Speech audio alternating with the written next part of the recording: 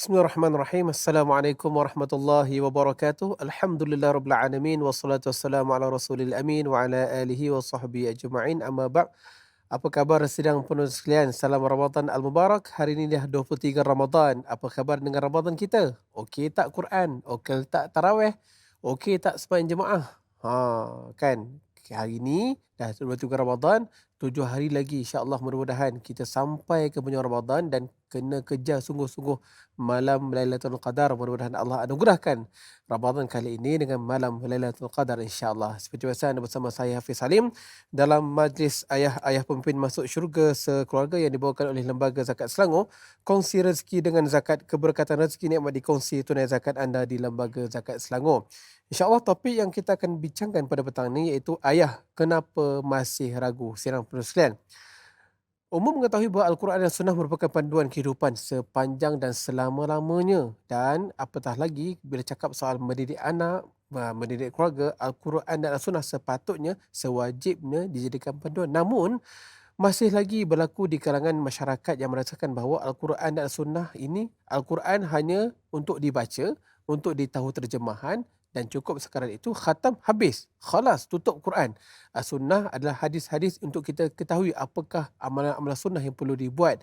Namun sebaliknya, Quran sepatutnya kena ambil sungguh-sungguh dan hari ini ibu dan ayah kebanyakan, tak semua, masih ada di kalangan masyarakat yang menggunakan logik semata-mata cukup. Cukuplah, ini dah belajar, boleh hidup selama-lamanya. Nah, untuk itu petang ini kita akan kupas isu ini, bagaimana Al-Quran memandu isu yang dikatakan bahawa ayah jangan ragu, ayah kenapa masih ragu. Untuk itu bersama-sama saya pada petang ini yang berbahagia Dr. Muhammad Suki Osman, pensyarah Universiti Putra Malaysia. Apa khabar, Doktor? Ya, Alhamdulillah. Sekali lagi 23 Ramadan, Ya, Alhamdulillah. 7 hari berbaki. Uh, Apa misinya?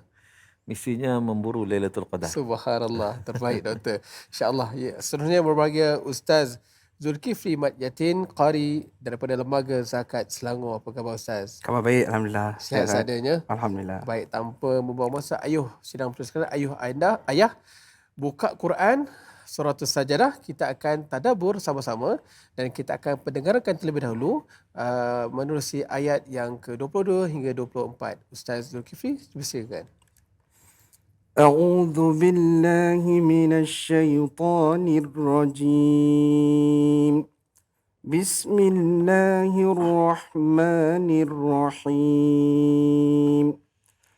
ومن أظلم ممن ذكر بآيات ربه ثم أعرض عنها إنا من المجرمين منتقمون. ولقد آتينا موسى الكتاب فلا تكن في مرية من لقائه وجعلناه هدى لبني إسرائيل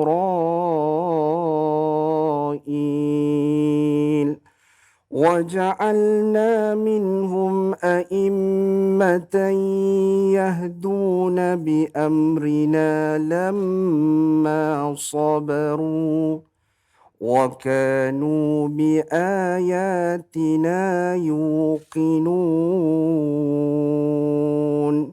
Sadaqallahul Azim. Sadaqallahul Azim. Dan siapakah yang lebih zalim daripada orang yang telah diperingatkan dengan ayat-ayat Tuhannya, kemudian dia berpaling daripadanya? Sesungguhnya kami akan memberikan balasan kepada orang-orang yang berdosa. Dan sesungguhnya telah kami anugerahkan kitab Taurat kepada Nabi Musa AS, maka janganlah engkau Muhammad ragu-ragu menerimanya Al-Quran, dan kami jadikan kitab Taurat itu petunjuk bagi Bani Israel. Dan kami jadikan di antara mereka itu pemimpin-pemimpin yang memberi petunjuk dengan perintah kami selama mana mereka bersabar. Mereka meyakini ayat-ayat kami. Sidang penulis sekalian, merujuk kepada ayat yang ke-23, antara poin terpenting adalah Al-Quran merupakan panduan, petunjuk dan tak ada keraguan padanya. Baik, kita akan lihat lebih lanjut sinopsis perbincangan kita pada petang ini menerusi VT yang disediakan.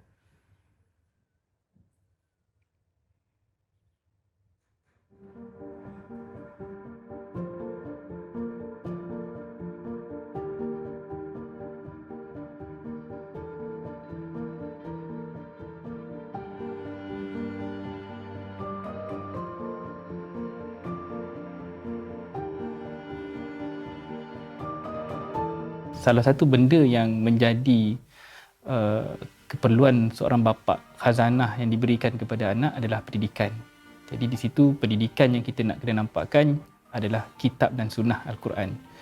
Itu benda yang jarang kita hadiahkan kepada anak-anak kita. Kita lupa yang sebenarnya kita ada satu benda yang sangat besar yang kita kena berikan kepada anak-anak kita, warisan daripada Rasulullah SAW.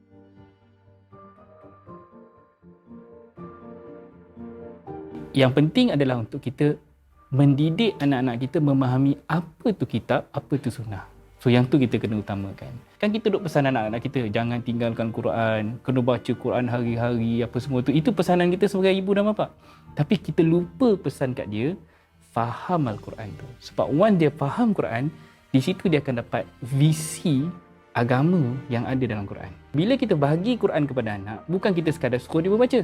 Sebenarnya adalah untuk dia represent sebahagian daripada khuluqin azim. Disebut dalam Quran tu sebagai khuluqin azim, akhlak yang mulia yang nak dipersembahkan. So kenapa kita kena bagi anak-anak ni agama? Sebab agama adalah cara hidup. Agama itulah yang akan mengepung dia. Di situ ada syariat. Syariat ini syarak jalan. So jalan yang macam mana dia nak ikut?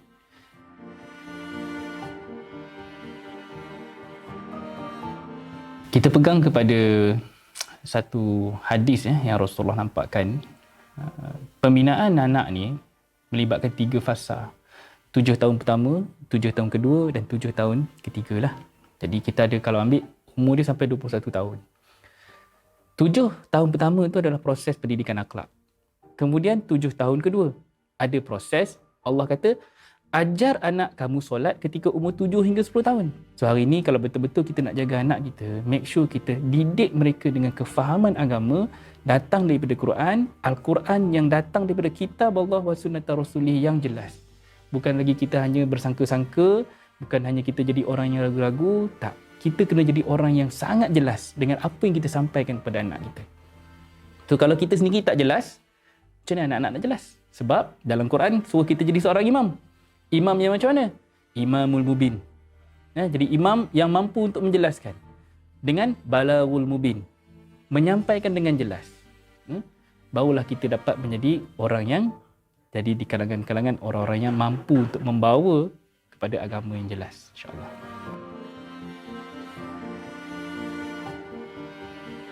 Sebenarnya semuanya bermula daripada ilmu. Ni cerita balik pada ilmu balik. Basic dia. Sebab daripada ilmu yakin datangnya ainul yakin. Daripada ainul yakin datangnya hakul yakin. Tu Allah sebut dalam Quran.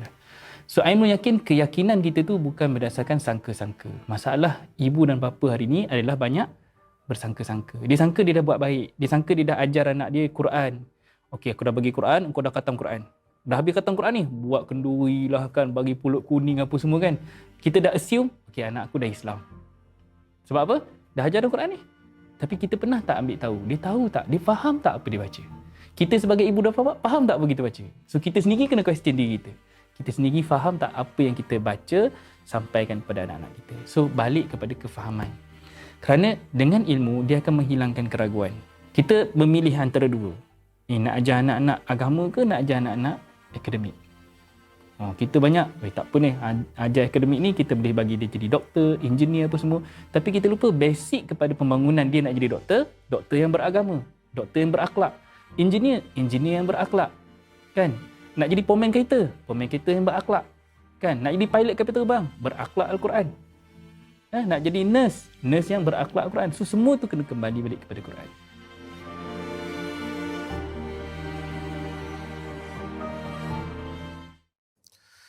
Sedang sekalian, figura ayah yang kita bawakan untuk episod kali ini iaitu Encik Muhammad Syauqi bin Hassan. Beliau merupakan pengasas bersama Rumah Pengasih Warga Prihatin dan amat menarik perkongsian beliau tadi. Pertamanya adalah kena rasakan dan kena memperakui bahawa Al-Quran dan Sunnah merupakan hadiah daripada Allah SWT. Itu yang pertama. Yang keduanya, bila hadiah itu bukan saja hadiah, bukan tengok saja, baca dan faham. Dan akhirnya barulah ia boleh menjadikan ia sebagai satu visi kehidupan. Kerana apa? Islam, way of life. Agama, Islam adalah cara hidup dan siapa yang nak kena mula dulu? Ayah kena mula dulu. Dan bila ada ilmu, sangkaan-sangkaan yang logik, yang tidak ada kebenaran, pasti akan terhakis. Baik, Doktor. Melihat kepada figura tadi, Encik Syauqi kongsi tentang misi, tentang bagaimana falsafah fundamental beliau terhadap Al-Quran dan Sunnah ini, dan apa yang beliau aplikasikan itu boleh katakan contoh yang sangat baik, amat baik. Dan juga merujuk kepada suratul Sajdah ayat yang ke-23 tadi, Allah gambarkan bahawa jangan ada keraguan pada kitab ini. Apakah mesej yang disampaikan berkaitan dengan tajuk kenapa ayah masih ragu? Silakan, Doktor. Assalamualaikum warahmatullahi wabarakatuh. A'udzubillahi minasyaitanirrajim. Bismillahirrahmanirrahim. Alhamdulillahi rabbil alamin wassalatu wassalamu ala asyrafil mursalin wa ala alihi wa sahbihi ajma'in. Rabbi syrah li sadri wa yassir li amri wahlul 'uqdatam min lisani yafqahu qawli, amma ba'd. Terima kasih sekali lagi Ustaz Hafiz, Ustaz Zul, qari kita, dan juga para penonton yang dirahmati Allah Subhanahu wa taala sekalian. Sebelum kita saya nak mengulas tentang apa kaitan ayah, adakah masih ragu kan? Tadi dibacakan tentang ayat Allah Subhanahu wa taala tentang bagaimana walaqad atayna Musal kitaba fala takum fi miryatin min liqa'ih waja'alnahu hudan li bani Israil, ayat 23 surah As-Sajdah. Yang pertama sekali, kalau kita merujuk kepada kitab tafsir, antaranya yang dinukilkan daripada Ibnu Abbas radhiyallahu anhuma, menyatakan bahawa ayat ini Allah Ta'ala menyatakan walaqad atayna Musal kitab. Allah Ta'ala telah mengurniakan kepada Nabi Musa itu Alkitab. Kitab apa? Kitab Taurat. Dan kita tahu Nabi Musa dapat kitab Taurat, Daud dapat kitab Zabur, Nabi Aisyah dapat kitab Injil, dan Nabi SAW dapat Al-Quranul Karim untuk menjadi panduan. Dan fala takum fi miryatin min liqa'ih, jangan kamu rasa ragu. Dan kata Ibn Abbas, maksud ragu di sini untuk bertemu dengan Nabi Musa alaihissalam. Dan sungguh pun Nabi bertemu dengan Nabi Musa pada malam Al-Isra wal Mi'raj. Dan kata Al-Hasan pula mengulas ayat ini, menyatakan bahawa Nabi Musa alaihissalam dikurniakan kitab Taurat. Maka Nabi Musa menghadapi cabaran, dugaan. Ada orang tak setuju, maknanya menolak, tak terima, tak beramal dengan kitab yang diturunkan. Begitu juga Nabi SAW menerima Al-Quran.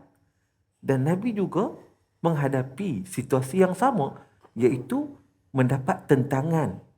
Orang ragu dengan Quran, tak percaya dengan Quran, tak beramal. Kalau tak percaya, macam mana nak beramal kan? Kadang-kadang baca Quran pun sekadar baca, bukan baca ibadat, tapi baca adat. Berbeza baca ibadat, baca adat ni. Baca adat ni bagi saya ialah apa? Dia baca tu sebab orang pakai baca, dia baca. Sebab adat ni merujuk kepada kebiasaan yang dilakukan oleh orang. Memang ini adat yang baiklah baca Quran kan. Tetapi kalau dia baca di atas dasar ibadat, maknanya dia nak menghayati ayat Quran tersebut. Dan bila nak menghayati, sudah tentulah datang daripada keyakinan yang sungguh-sungguh. Kalau datang daripada keraguan, kalau masih ragu lagi dengan isi kandungan Quran, ataupun dia pun tak nak tahulah apa yang Quran sebut, sebab ada orang Ustaz, ada orang dia menyangka lah Quran ni cerita 1400 tahun dulu. Kita zaman sekarang ni zaman moden. Takkan apa-apa sikit nak rujuk Quran. Zaman teknologi. Zaman teknologi, kita naik sampai ke bulan. Takkan nak rujuk Quran lagi. Quran cerita apa? Dia sendiri tak tahu apa itu Quran cerita apa. Sebab itu kalau kita buka dalam surah Al-Baqarah, mula-mula sekali. Mula-mula. Alif Lam Mim, Zalikal kitab la raiba fih hudan lil muttaqin. Allah bagi kunci siap-siap lah. Daripada awal lagi. Kan? Zalikal kitab. Itulah Quran, Al-Kitab. La raiba fih. Tiada keraguan padanya. Hudan lil muttaqin. Bagi hidayah kepada mereka yang bertakwa kepada Allah Subhanahu wa taala. Jadi di situ menunjukkan pada kita, kalau kita betul tak ragu dengan Quran, kita bukan sekadar nak baca Quran macam yang disebut oleh sahabat kita tadi. Tetapi kita juga nak menghayati Quran, nak mengamalkan Quran. Kita benar-benar yakin, maka kita akan dalami, kita akan kaji apa isi dengan Quran untuk kita ambil ayat tersebut untuk menjadi pedoman dalam kehidupan, terutama sebagai ayah. Sebagai ayah yang menjadi pemimpin sekeluarga masuk syurga ni, sudah tentu nak kena ada asas yang kukuh. Asasnya Al-Quran dan juga sunnah Rasulullah sallallahu alaihi wasallam. Terima kasih Doktor. Cuma Doktor, hari ini masih lagi lah kita cakap tentang Quran ni sebagai pedoman, as-sunnah ini sebagai pedoman, paduan, kena pegang sungguh-sungguh. Sehingga Nabi pun disebutkan, pegang sungguh-sungguh Quran, sunnah, kamu takkan sesat selama-lamanya. Cuma hari ini, ibu dan ayah merasakan bahawa seolah Al-Quran dan sunnah macam doktor kata tak relevan. Kan? Tak sama. Dah 1400 tahun, 1400 tahun dah tinggal dah pun. Hari ini Quran nak cerita pasal perubatan, dia pun tak jumpa. Nak cerita pasal apa pembangunan, nak cerita pasal teknologi, nak cerita pasal sains, nak cerita pasal macam-macam lah, masak ke apa sebagainya, tak ada Quran. Dan ibu bapa rasakan bahawa Quran ni hanya ritual semata-mata, ibadah semata-mata. Dan apa isu sebenarnya yang berlaku di kalangan ibu bapa hari ini yang sehingga kan tindakan sedemikian berlaku? Baik, terima kasih. Saya nak menjawab soalan ini, saya teringat kepada orang dulu-dulu. Orang dulu-dulu dia suruh anak-anak dia pergi mengaji Quran. Dia tak kata pergi belajar Quran, dia kata pergi mengaji Quran.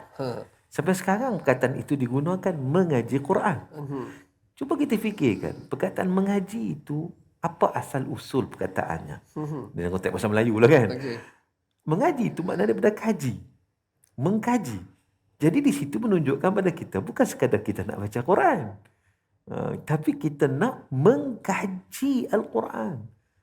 Ayat-ayat Allah Subhanahu Wa Taala. Sebab itu orang yang kata, oh mana ada sains dalam Quran? Sebab dia tak kaji. Kalau dia kaji, ada sains dalam Al-Quran. Ada. Dan saya menulis satu buku saya. Buku tajuk dia Mukjizat Al-Quran dalam konteks bahasa dan sains. Jadi saya masukkan ayat-ayat. Memang dah 1400 tahun dulu Allah menceritakan, pada hari ini sains baru jumpa. Teknologi baru jumpa. Maknanya kita tak kaji. Bila kita kaji, kita jumpa. Astronomi ada dalam Quran. Matematik ada dalam Quran. Psikologi ada dalam Quran. Pendidikan ada dalam Quran. Bahkan bukan sekadar itu. Apa yang disajikan oleh Al-Quran berbentuk sesuai sampai bila-bila. Apa yang pemikiran kita ni sementara, sekejap saja. Berubah-ubah. Quran tak berubah. Sebab apa? Kesesuaian yang ada dalam Al-Quran itu, ianya bukan sekadar di atas dunia saja. Dunia sampai ke hari akhirat. Maka dengan sebab itu, pentingnya kita, di samping kita baca Quran, nak bagi khatam ni hujung Ramadan ni kan. Alhamdulillah kita ucap tahniah bagi orang yang dah khatam Quran. Kita nak juga ambil kesempatan untuk momentum untuk kita mengkaji ayat Quran. Untuk kita menghayatinya daripada kepahaman kita yang sebenar-benarnya. Di situ barulah kita akan ada feel. Kita ajar anak kita pun, kita ajar pun, seronok baca Quran tu seronok. Sebab kepahaman itu yang lahir daripada pengkajian, pembelajaran yang kita lakukan. Terima kasih Doktor.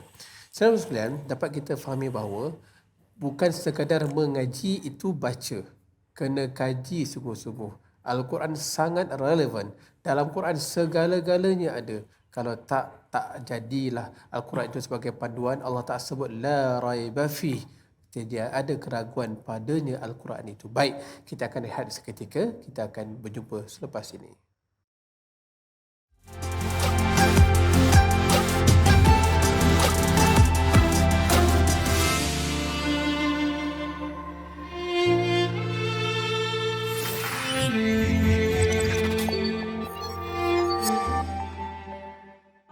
Sujud tersungkur seorang hamba, tasbih dan tahmid di bibir sentiasa, gerai dan gugur kesombongan manusia, sujud yang penuh pengharapan padanya.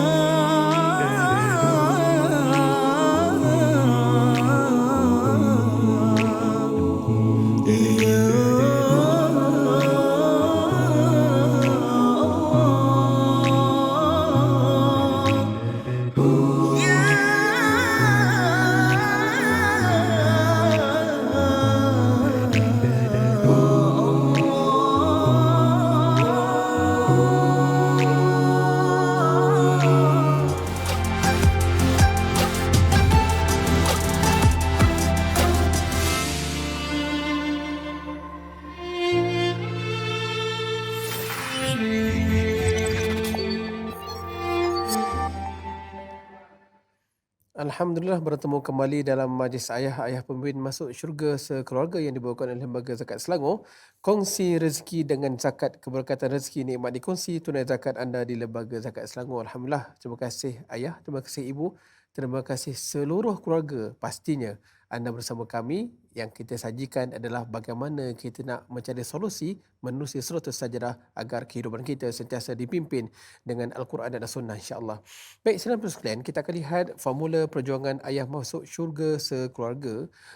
Bertepatan dengan tajuk hari ini, bagaimana kita nak kaitkan bila mana ayah masih ragu. Ingat bahawa ini adalah misi yang sangat besar. Bila mana kita yakin sungguh-sungguh bahawa akidah kita panduan amik daripada Al-Quran, dan kita pastikan Al-Quran itu tak ada keraguan padanya, bila mana kita ambil ia sebagai panduan, kita akhirnya kita akan masuk kerangka kedua, kita akan sujud kepada Allah. Ini yang kita nak. Kita akur, kita akui, kita sungguh-sungguh ikut perintah Allah, membuatkan kita sujud sebelum kita tersungkur. Kita tak nak masuk neraka. Kita nak semua ayah tolong pimpin ayah, pimpin isteri, pimpin anak-anak anda, pimpin seluruh keluarga masuk syurga Allah agar kita sujud ikhlas dengan Allah Subhanahu Wa Taala, insya-Allah. Baik.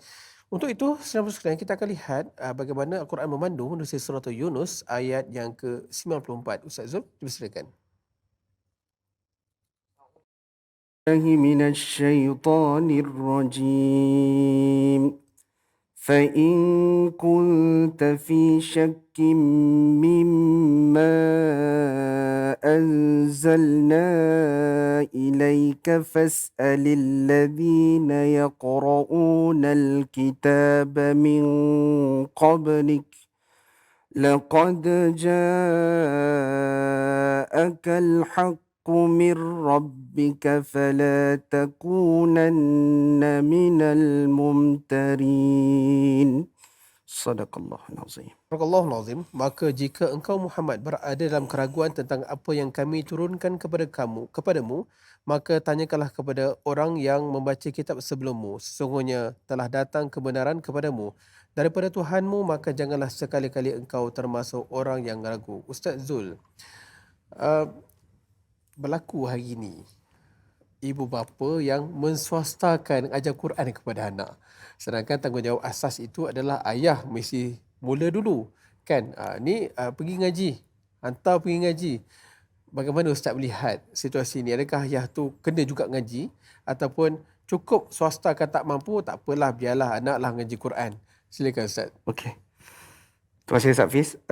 Saya suka pada satu hadis baginda Rasulullah SAW yang berbunyi khairukum man ta'allama al-Qur'ana wa 'allama. Sebaik kamu adalah orang yang belajar Quran dan mengajarkannya. Jadi berbalik pada soalan Ustaz Hafiz tadi, memanglah sebaiknya kalau boleh semua ibu bapa ini menguasai dan boleh mengajar Quran dan cuba membawa apa yang ada dalam Quran ini dalam pendidikan anak-anak. Maka saya rasa itu satu kepuasan yang lebih. Namun kita tak boleh nafikan dengan cabaran sebagai seorang bapa mungkin ada kekangan-kekangan yang menyebabkan istilahnya mungkin macam Hafiz kata tadi, swastakan. Tapi bagi saya itu sekurang-kurangnya adalah usaha yang baik, satu tindakan yang baik agar kita memastikan anak-anak kita sentiasa mendapat pendidikan Al-Quran, dan mudah-mudahan itu juga sebahagian usaha yang baik yang kita boleh teruskan untuk memastikan Quran dan anak kita itu sentiasa bersama Ustaz Hafiz, insya-Allah. Baik, terima kasih Ustaz. Cantik perkongsian tu, maknanya swasta pun tak apalah. Tak apa. Yang penting usaha tu boleh teruskan. Betul. Tapi tak apa Newton, nanti janganlah tak apa selama-lamanya. Betul. Kan? Mestilah ayah juga berusaha. Betul doktor? Okey, baik. Doktor, kita bincang panjang lebar betapa Al-Quran itu sangat relevan. Dan sepatutnya ayah, ibu jangan kesampingkan Al-Quran dalam mendidik anak-anak. Tapi hari ini kita tengok pendidikan moden lebih mendapat tempat pula. Kan? Satu mungkin yang kita kata mereka tak mengkaji. Dan bagaimana kita nak beritahu, apa motivasi supaya kita nak beritahu kepada penonton di sana bahawa Al-Quran ni kena ambil sungguh-sungguh, kan? Tak ada beza. Maksud saya tak ada beza tu adalah ia juga sangat relevan dan sangat ke depan pendidikannya. Dan bukan ke belakang pun. Bukanlah kata Quran ni untuk orang Arab, Al-Quran bukanlah untuk baca saja, tetapi ia betul-betul menjadi satu motivasi bahawa ambil sungguh-sungguh Quran ni, jadikan panduan dan model pendidikan kepada anak-anak. Silakan doktor. Baik, terima kasih. Sebelum itu ayat yang dibaca tadi, saya nak ulas sikit lah. Ya. Ayat itu dalam surah Yunus Allah Ta'ala sebut fa in kunta fi syakkin mimma anzalna ilaik fas'alil ladzina yaqra'una alkitab min qablik laqad ja'aka alhaq min rabbik fala takun minal mumtarin. Baik. Iaitu sekiranya kamu merasa ragu dengan apa yang kami turunkan kepada kamu, iaitu Al-Quran. Dalam tafsir Al-Jami' li-Ahkam Al-Quran menyatakan bahawa hadzal khitab lin Nabi sallallahu alaihi wasallam wal murad ghairuh. Khitab ini memang kepada Nabi, tapi maksudnya kepada selain daripada Nabi. Sebab takkan Nabi nak ragu dengan Quran. Betul. Nabi tak pernah ragu dengan Quran. Cuma Allah Ta'ala bagi tahu kepada Nabi SAW untuk memberitahu kepada golongan mereka yang engkar kepada Quran itu, kepada golongan kufar, iaitu bila mana mereka engkar kepada Al-Quran, mereka fi syakkin, mereka syak, mereka ragu-ragu, maka fas'alil ladzina yaqra'una al-kitab min qablik. Tanyalah orang yang baca kitab sebelum kamu. Golongan Yahudi yang baca kitab sebagai contohnya, yang mereka juga ada kitab, kan? Jadi maknanya di situ nak menunjukkan bahawa kitab Al-Quran, wahyu Allah Ta'ala, dia datang daripada Allah. Jangan ragu-ragu. Kalau dalam konteks tadi persoalan, dia fokus kepada dia kata Quran ni tak moden lah. Nak ambil yang moden-moden kan. Yang moden-moden ni. Quran tak moden, tak up to date dan sebagainya. Sedangkan kalau kita lihat, tak moden kat mana? Cuba lihat bagaimana kebangkitan, kehebatan sains dan teknologi. Cendekiawan, sarjana yang menjadi pengasas kepada perkembangan teknologi sepanjang zaman terdiri daripada ulama-ulama Islam yang bermula dengan Quran. Di bidang perubatan, di bidang astronomi, di bidang kaji zoologi contohnya, di bidang geologi, di bidang fizik, di bidang kimia, di bidang matematik, di bidang kita dengar ni Khawarizmi masih diingat, Ibn Sina masih diingat, Ar-Razi dan juga Ibnul Haytham. Berbagai lagi yang begitu hebat teknologi mereka, sains mereka, modennya mereka, sampai orang hari ini mengambil daripada mereka. Ada seorang pakar barat, doktor bedah otak, yang saya pernah baca lah satu kenyataan. Doktor bedah otak ni, dia kata apa? Kalau bukan kerana Ibn Sina tu, barat sampai sekarang pun masih lagi berada dalam kegelapan. Tiba-tiba kita hari ni bangga dengan mereka, kita lupa kepada cendekiawan Muslim ni yang mereka itu bermula dengan asas Quran. Semua hebat, orang-orang hebat dulu, cendekiawan Muslim, memang mereka bermula dengan Quran. Dan saya pernah hadir satu, dulu dah dibuat di Museum of London, dibuat satu pameran pengiktirafan, iaitu 1001 Muslim Invention. 1001 rekaan ciptaan daripada orang Islam. Mereka mengaku, barat hari ini mengaku, tiba-tiba kita ni yang patut berbangga dengan orang Islam, berbangga dengan sumber Al-Quran dan Sunnah itu, tiba-tiba kita pergi patah balik pula berbangga dengan barat semata-mata. Dia tak salah nak ambil yang barat, benda baik ambil lah, tapi jangan sampai tolak Quran. Jangan sampai tinggalkan Quran. Sedangkan barat pun kaji, mereka pun ambil Quran, aspek-aspek tertentu, cuma mereka tak mengaku aja. Kan? Jadi maknanya itu satu persoalan yang perlu diberi perhatian, nak mengembalikan balik keyakinan kita.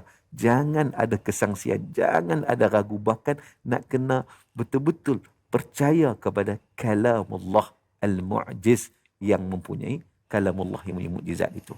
Subhanallah, saya kira ini dah sampai masanya. Mengaji itu bukan baca, kena kaji. Habiskan proses tu, doktor. Kan? Okey, baik. Saya kira penonton di luar sana tak sabar-sabar nak tahu. Kita dah bincang panjang lebar tentang macam mana supaya tak ragu pada Quran. Kita dah letakkan substan yang kuat bahawa banyak firman Allah ajar kita pada hari ini bahawa Quran tu tak ada keraguan padanya. Oleh itu petang ini, doktor, saya kira dah sampai masa untuk kita kongsikan apakah tips. Kan kita dah bincang panjang supaya supaya kita ni dalam diri kita jangan ragu pada Quran. Quran sangat relevan. Apa semua segala bentuk ilmu ada dalam Quran. Dan dalam konteks pendidikan anak, ayah tengah tunggu ni, apa tips nak didik anak mereka. Quran kata apa? Supaya mereka extract petang ni, buat terus supaya Ramadan ni semua duduk diam-diam kat rumah sementara tunggu iftar ni. Anak-anak dengar, ayah nak beritahu 1 jam sebelum ni, ini tips dari Quran. Silakan. Baik.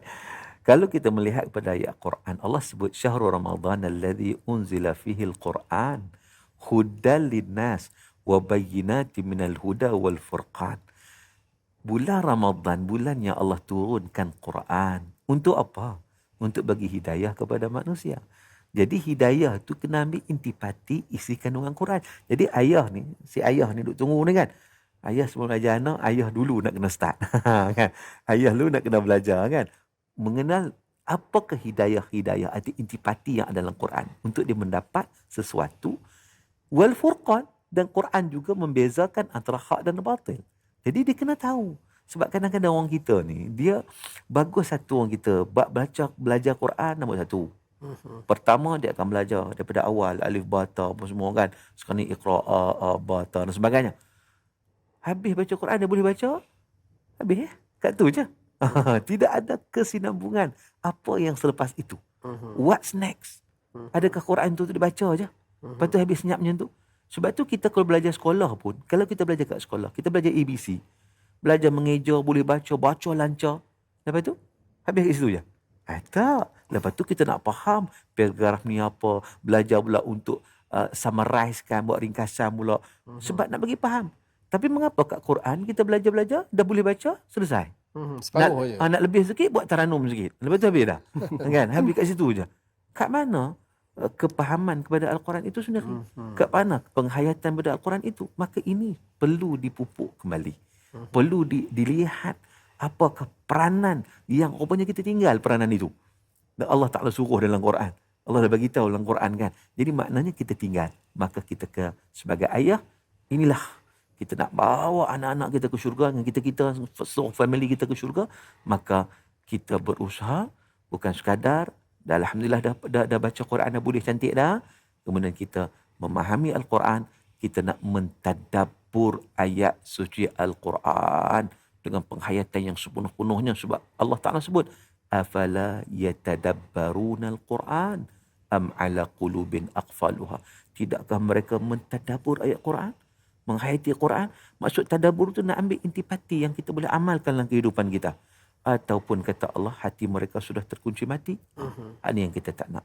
Jadi mudah-mudahan ayuh kita semua ayah ni kan, dan di rumah pun ayah juga, sama-sama ayah ni, kita ambil responsibility ni, tanggungjawab ni untuk kita mendampingkan diri kita dengan Al-Quranul Karim dengan sebaik mungkin, insya-Allah. Terima kasih. Maknanya tindakan pertama, dekatkan diri dengan Quran. Baca Quran, tadabbur Quran, terjemahan dia. Jangan buat seorang-seorang, ajak keluarga buat sama-sama. Doktor, kita dah sampai penghujung. Sedikitlah mungkin nasihat untuk kita concludekan, kesimpulkan perbincangan kita pada petang ini. Silakan doktor. Kesimpulannya, kalau kita berdamping dengan Quran, kita akan dapat kemuliaan daripada Allah. Cuba lihat, sebab apa Ramadan ni begitu hebat? Sebab Ramadan Allah turunkan Quran, maka Ramadan jadi hebat. Mengapa Lailatul Qadar tu hebat? Sehingga digandakan 1000 bulan pahalanya. Kerana Al-Quran diturunkan pada malam Al-Qadar. Jadi kalau kita nak hebat, kata Nabi, iqra'ul Quran fa innahu ya'ti yaumal qiyamah syafi'an li ashabi. Baca Quran, belajar Quran, berdamping dengan Quran sungguh-sungguh, dan arti kata sebenarnya besok ni di akhirat, Quran akan menjadi peguam bela kepada kita, akan memberi syafaat kepada kita di hari akhirat kelak. Subhanallah. Terima kasih doktor. Baik. Sampai sekarang kita dah sampai penghujungnya, dan untuk itu kita silakan doktor bacakan doa, mudah-mudahan Allah berkati perbincangan kita pada petang ini, insya-Allah. Silakan doktor. A'udzubillahi minasyaitonirrajim. Bismillahirrahmanirrahim. Alhamdulillahi rabbil alamin. حمدا يوافي نعمه ويكافئ مزيدا يا ربنا لك الحمد كما ينبغي لجلال وجهك وعظيم سلطانك اللهم إنا نسألك رضاك والجنة ونعوذ بك من سخطك والنار اللهم إنك عفو كريم تحب العفو فاعف عنا فاعف عنا وعن والدينا وعن جميع المسلمين والمسلمات برحمتك يا أرحم الراحمين. اللهم ارحمنا بالقرآن واجعله لنا إماما ونورا وهدى ورحمة، وارزقنا تلاوته آناء الليل وأطراف النهار، واجعله لنا حجة يا رب العالمين. ربنا أتمم لنا نورنا واغفر لنا إنك على كل شيء قدير. ربنا هب لنا من أزواجنا وذرياتنا قرة أعين واجعلنا للمتقين إماما. ربنا آتنا في الدنيا حسنة وفي الآخرة حسنة وقنا عذاب النار. وصلى الله على سيدنا محمد وعلى آله وصحبه وبارك وسلم والحمد لله رب العالمين. Ya Rabbal Alamin. Terima kasih Ustaz Zul, Doktor, atas perkongsian kita pada petang ini. Saudara sekalian, Alhamdulillah kita dah sampai penghujungnya. Suka saya berpesan kepada geng-geng tadarus. Saya kira ada yang dah habis, ada yang dah khatam, ada yang 2 kali khatam. Gunakan kesempatan berbaki yang ada ni, walaupun dah khatam Quran, baca terjemahan, tadabbur Al-Quran, mudah-mudahan ia menjadi satu lagi momentum semangat untuk kita misi memahamkan Al-Quran, menjadikan panduan sepanjang zaman sehinggalah kita bertemu dengan Allah Ta'ala. Kepada si ayah, ingat, ayah kena mula dulu faham Quran, baca Quran, belajar Quran, jadikan Al-Quran sungguh-sungguh sebagai panduan kehidupan. Didiklah keluarga anda dengan Quran. Macam mana? Kena belajar. InsyaAllah mudah-mudahan Allah bantu. Khairukum man ta'allama al-Quran wa 'allamahu. Sebab di antara kamu ialah orang belajar Quran dan orang yang mengajarkannya. Kita bertemu lagi. Assalamualaikum warahmatullahi wabarakatuh.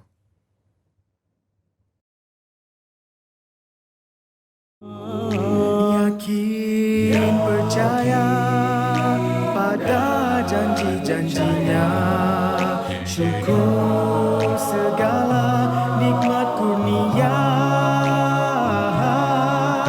Azab dan siksa, khabar benar dan nyata, maka bertaubatlah kepadanya. Sujud tersungkur seorang hamba, tasbih dan tahmid di bibir sentiasa.